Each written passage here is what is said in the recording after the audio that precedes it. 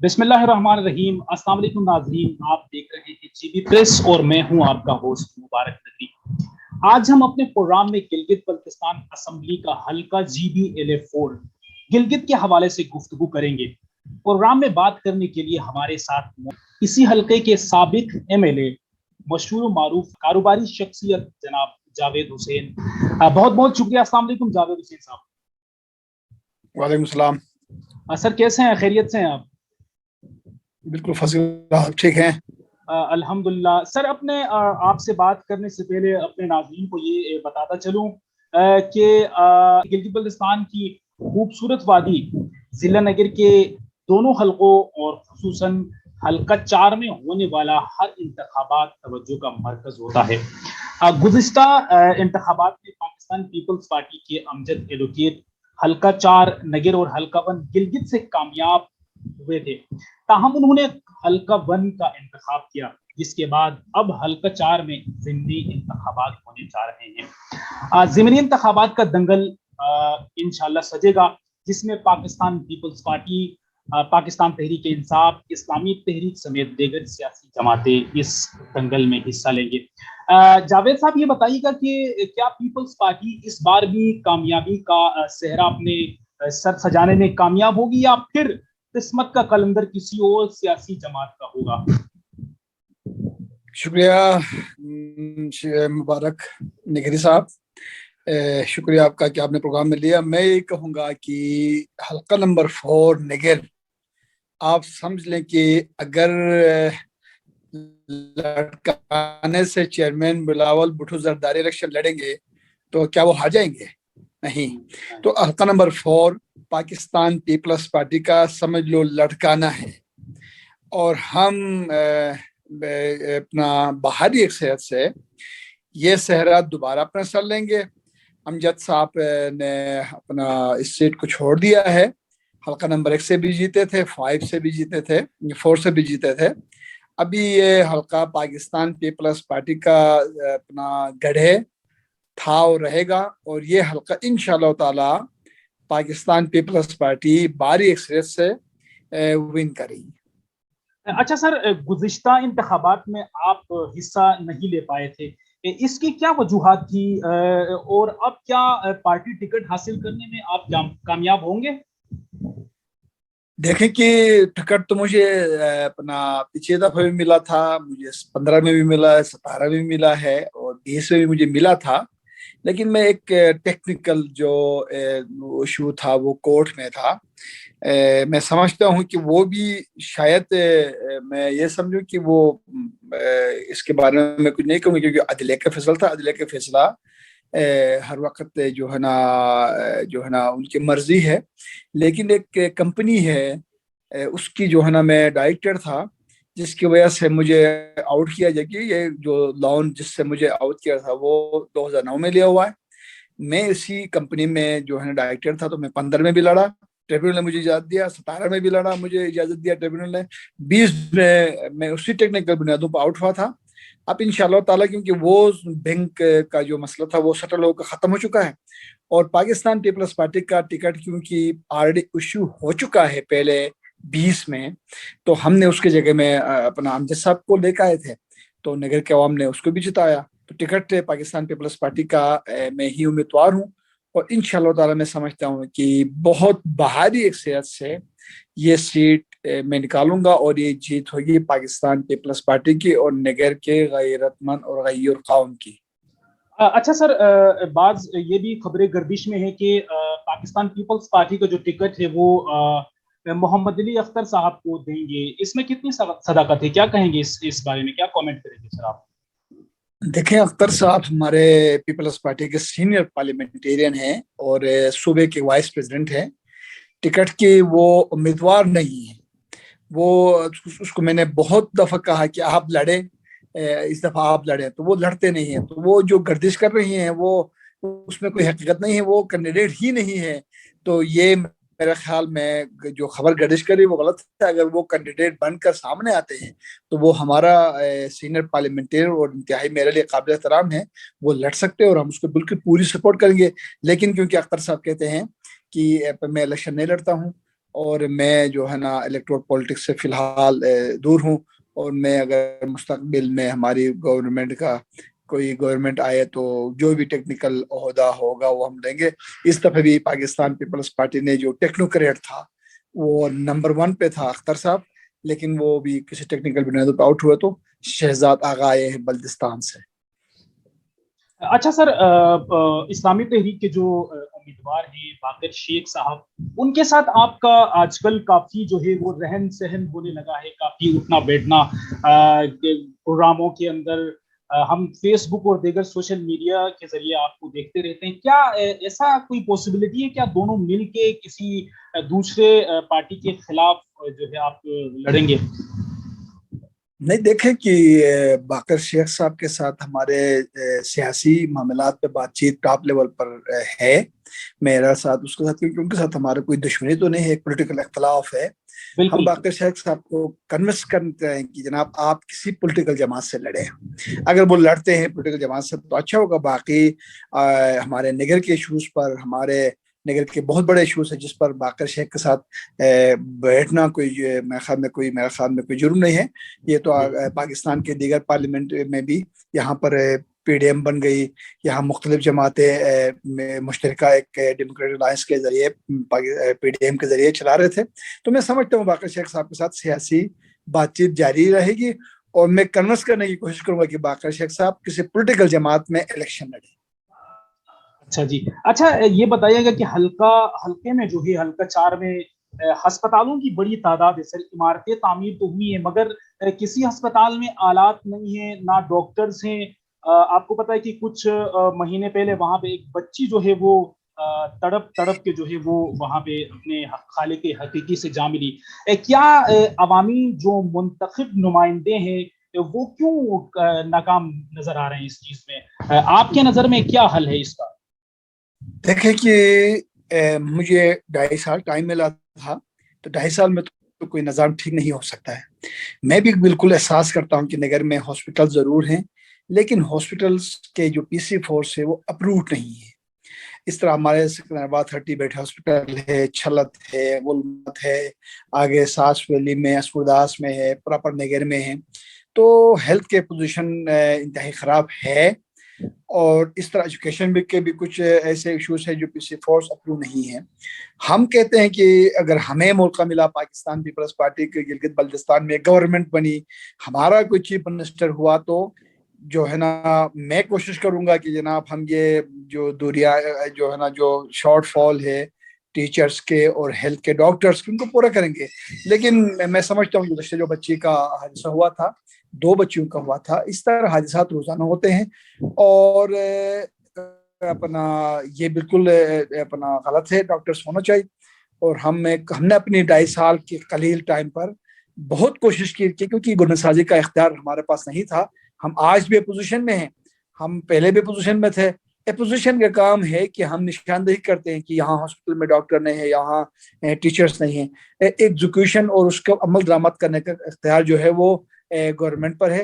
اب دیکھتے ہیں، پرانا حفیظ الرحمان صاحب نے تو اس پر عمل درآمد نہیں کروایا، اب دیکھتے ہیں خالد خورشید صاحب نئے وزیر اعلیٰ ہے، نیا عزم لے کے آئے، نئے پاکستان کے سوچ لے کے آئے، کیا نیا پاکستان جو ادھر ہوا ہے وہی وہاں چلتا ہے، اور نیا گلگت بلتستان بنتا ہے یا نہیں بنتا ہے۔ تو ہماری کوشش ہوگی کہ ہیلتھ سیکٹر بہتر ہو جائے۔ اچھا سر، ہیلتھ سیکٹر کے علاوہ اگر ہم تعلیم کے شعبے میں نظر دوڑائیں تو دیگر مسائل اپنی جگہ، مگر قراقرم یونیورسٹی کا جو مین کیمپس کا جو مسئلہ ہے، جدوجہد ہے، اس بارے میں کیا کامنٹ کریں گے؟ آپ کو پتہ ہے کہ نگر میں جو تعلیمی جو معیار ہے، تعلیم کا جو شعبہ ہے، وہ بالکل خستہ حالی کا شکار ہے، اس پہ کیا کہیں گے سر؟ دیکھیں کہ پچھلے دفعہ جب ہماری ٹرنور تھی تو لرننگ اکیڈمی میں بیٹھ کر ہم نے یونیورسٹی کیمپس کا کوئی فائنل بھی کیا تھا۔ ہیرسپور کے مقام پہ جو کالج تھی، ہم نے کہا امیڈیٹلی یہاں پر آپ چلائیں۔ ہم نے وہ تمام سفارشات جو پرپوزلز تھے ہم نے وی سی کو دے چکے ہیں، اور ہماری کوشش ہے کہ یونیورسٹی کیمپس نگر میں ہونا چاہیے۔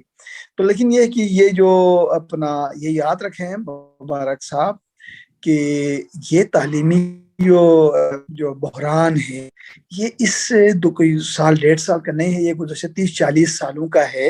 اس کے اندر کون ذمہ دار ہے کون نہیں ہے وہ ایک الگ ایشو ہے. میں سمجھتا ہوں کہ ہماری کوشش ہے اور ہماری ترجیحات میں شامل ہے کہ ہم نگر کے اندر یونیورسٹی کیمپس کو فوری طور پر لے کے آئیں. وجوہات ہو سکتی ہے اس بیریئر کو وہاں سے ہٹانے میں؟ دیکھیے میرے سمجھ میں یہ نہیں آتا ہے کہ جناب ڈی آئی جی رینج وہاں سے گئے ہیں اور انہوں نے وہاں پر جا کے یہ کہا جو سننے میں آیا کہ جناب ٹورسٹ کو یہ اپنا ڈسٹرب کر رہے ہیں. تو بھائی بات یہ ہے ٹورسٹ کس طرح ڈسٹرب ہوتا ہے؟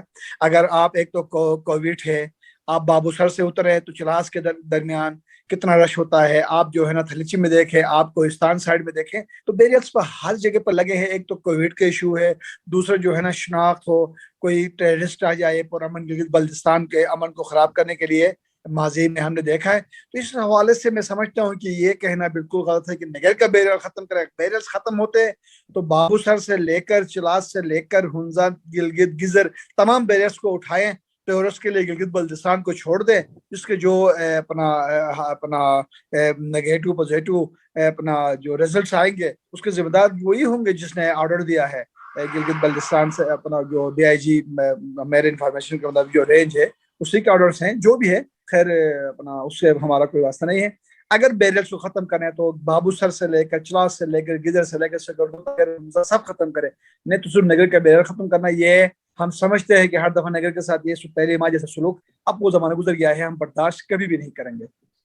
اچھا سر، پاک چائنا بارڈر پہ تھوڑی سی بات کریں. آپ بھی ایک ٹریڈ کے شعبے سے تعلق رکھتے ہیں، آپ خود بھی تجارت کرتے ہیں.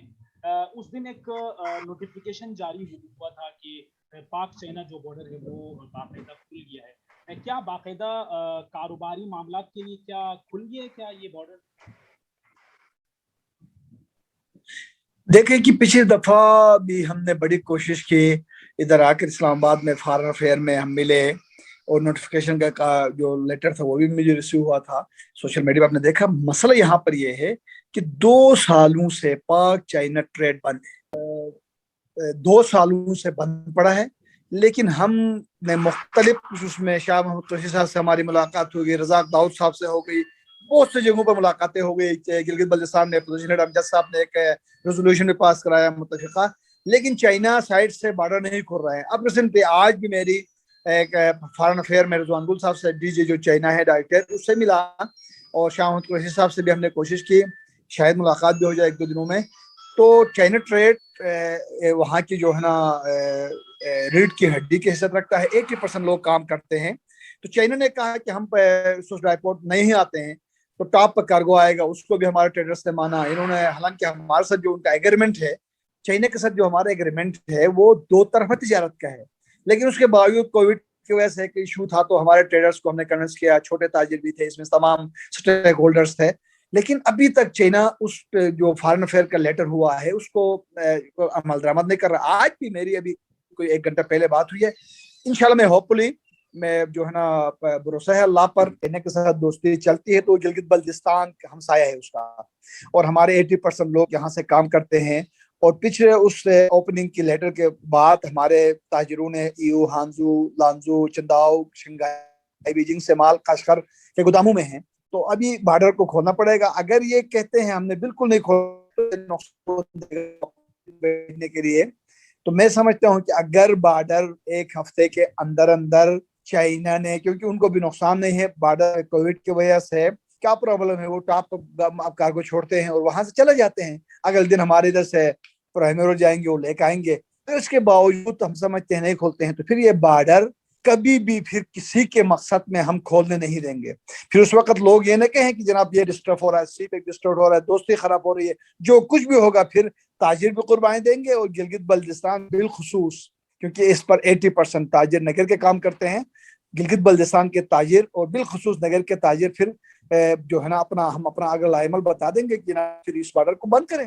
لیکن پھر بھی یہ گزارش ہے ان سے کہ جناب یار 2 سال ہوا، لوگوں نے مختلف بینکوں سے چھوٹے موٹے قرضے لے کر چائنا سے ٹریڈ کرتے ہیں، مزدور ہیں، پورٹس والے ہیں، اچھا وہاں لوکل دکاندار ہے، ہوٹل ہے، تمام جو ہے نا سفر ہے. تو میں سمجھتا ہوں کہ اس میں رکاوٹ اس وقت ادھر پاکستان سائڈ نہیں ہے، चाइनीज साइड है। तो अभी आज भी उसने हमें एक हफ्ता बताया है, एक हफ्ता हम वेट करेंगे। अगर एक हफ्ते में रिजल्ट नहीं आया तो फिर तमाम ताजिरों को लेकर, क्योंकि बलसान के तमाम पॉलिटिकल लीडर्स को भी लेकर हम आइंदा एक सख्त फैसला करेंगे, जिसमें फिर ये बॉर्डर को पक्का पक्का ही बंद रखवा देंगे, ताकि इनका आना भी बंद हो, हमारा भी बंद हो, ताकि हम कोई और हमारे ताजिर को काम करें। लेकिन अभी यकीन तो है कि आज जो मेरी बात हुई है, मैं मिल कर आया हूँ डायरेक्टर जो चाइना है उससे, उसने कहा यार एक हफ्ते के अंदर अंदर हम ये जो है ना बॉर्डर की ओपनिंग करवा देंगे। अच्छा सर, शाहराई नगर के बारे में आपसे एक कमेंट लेना चाहूँगा, क्योंकि मैंने मुख्तलिफ जो है वो हल्का 5 हल्का 4 के उम्मीदवारों से मैंने कमेंट लिए हैं। कितना फ़ायदेमंद है सर शाहराई नगर? और उसके अलावा जो क्रेडिट की बात करूँगा, वो किन की कोशिशों से ये शाहराई नगर जो है वो अप्रूव हुआ है? क्या बताएंगे सर इस बारे में? देखें कि क्रेडिट किसी को नहीं देंगे जो हर वक्त टेनोर में जिसकी टेनोर तो मेहनत करता है। हमने अपने टेनोर में शाहराह नगर की एक फिजिबिलिटी के लिए डॉक्टर काजिम नियाज से चीफ सेक्रेटरी बलूचिस्तान 2 करोड़ रुपए दिया था। और उसके बाद अभी रिसेंटली हमारे फाइनेंस मिनिस्टर है मनवा साहब, इनकी गवर्नमेंट है, खुद फाइनेंस की पोजीशन में है, इसने बड़ी मेहनत की कोशिश की। मैं समझता हूँ कि ये नगर का अवाम का एक देराना मुतालिबा था, शाहराह नगर बनना चाहिए। और शाहराह नगर अल्टरनेट रूट है सी पैक का। आगे शिशपे ग्लेशियर के ब्लास्ट या उधर से जो है ना नीचे आने की सूरत में वो रोड में बंद होना है। पिछली दफा भी जब शिशपे ग्लेशियर टूटा तो वो नगर से चाहिए वाया सुमाया शाहरा स्कूरदास। तो शाहराह नगर नगर वालों के लिए फायदा नहीं है, ज्यादा फायदा टूरिस्ट के लिए है, और ये अल्टरनेट रूट होगा सी पैक का।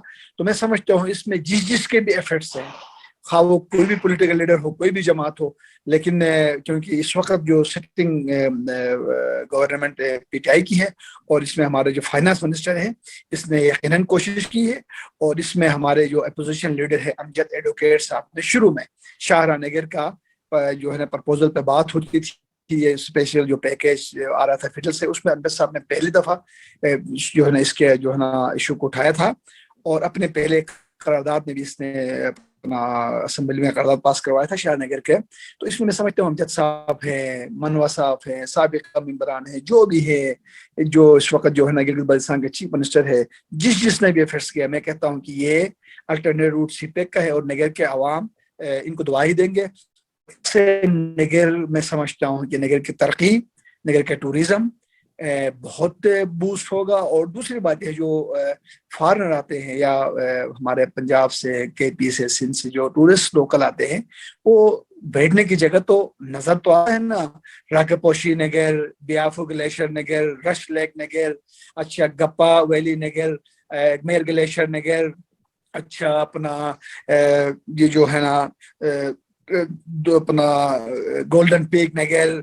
इस तरह हम तासुब तो नहीं करेंगे किसी जिले का, जो कुदरत के जो अपना जो दिए खजाने हैं वो नगर में बहुत से पाए जाते हैं। नगर गिलगित बल्तिस्तान है, और गिलगित बल्तिस्तान नगर है, उसमें हुंजा नगर, दियामर, गिजर, सिकरदो, ये सारा एक ही घर है।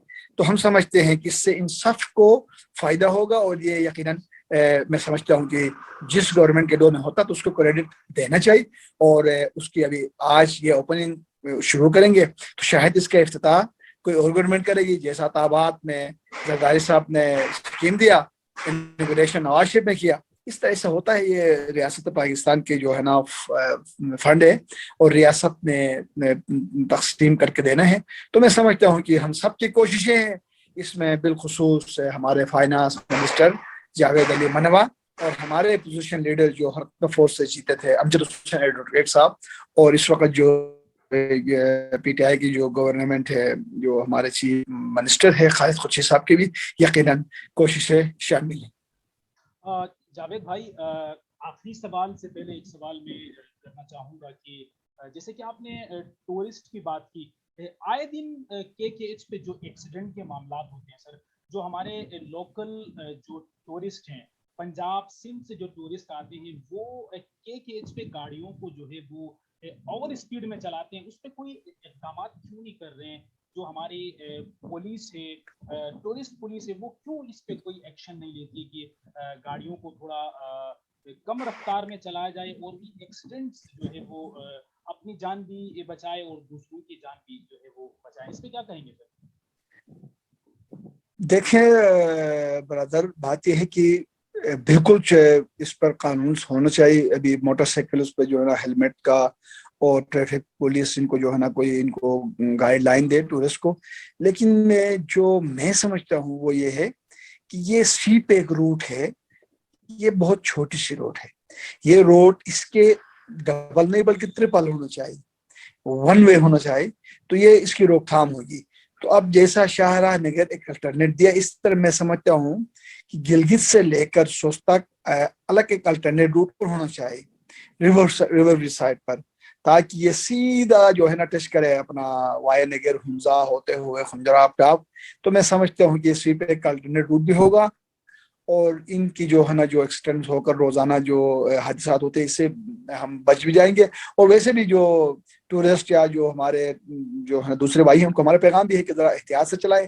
اور گلگت بلتستان کے جو پولیس ہے بالخصوص ٹریفک، ان کو دنیور سے جب انٹر ہوتی ہیں تو ان کو کوئی گائیڈ لائن دینا چاہیے، اور جو خلاف ورزی کرتے ہیں تو خلاف قانونی تھوڑا کارروائی سخت ہو. تو میں سمجھتا ہوں کہ یہ تھوڑا بہتر ہوگا جو آنے والوں کے لیے. جی بھی پریس کے توسط سے جو حلقہ 4 کے عوام ہے سر، ان کو کیا پیغام دیں گے آپ؟ میں حلقہ 4 کے عوام کو یہ پیغام دوں گا کہ اس دفعہ جو ووٹ دیں گے وہ پاکستان پیپلز پارٹی کو دے دے. اس کے احسانات ہیں، کیونکہ ایک پولیٹیکل جماعت ہے جس کے احسانات گلگت بلتستان میں ہیں. آج جو چیف منسٹر، گورنر اور جو وزیر اعلیٰ اور جو منسٹرز کا کنسرٹ دیا ہے وہ زرداری صاحب نے دیا ہے. اور میں یہی پیغام دوں گا نگر کے قوم کو، اتحاد و اتفاق کے ساتھ پولیٹیکل جماعتوں کے ساتھ چلے. مذہبی جماعتوں کا رول ختم ہو چکا ہے اور اس کا ختم ہونا چاہیے، کیونکہ ابھی یہ جو ہے نا آگے چل نہیں سکتے ہیں. تو یہی پیغام ہے. اور نگر قوم آپس میں اتحاد و اتفاق سے رہے، گلگت بلتستان کے عوام اتفاق سے رہے. تو میں سمجھتا ہوں قوم کے لیے یہ پیغام ہے کہ اپنا ٹورسٹ کو بہتر کرے، اپنی اکانومی کو بہتر کرے، اپنے ہیلتھ کو بہتر کرے، اپنے ایجوکیشن کو بہتر کرے، اور آپس میں جتنا اتحاد و اتفاق ہو سکتا ہے اس کے لیے کوشش کرے. بہت بہت شکریہ سر، ایک بار پھر آپ کا شکر گزار ہوں کہ آپ نے اپنے قیمتی وقت میں سے وقت دیا. اپنا بہت سارا خیال رکھیے گا جاوید بھائی. اللہ حافظ.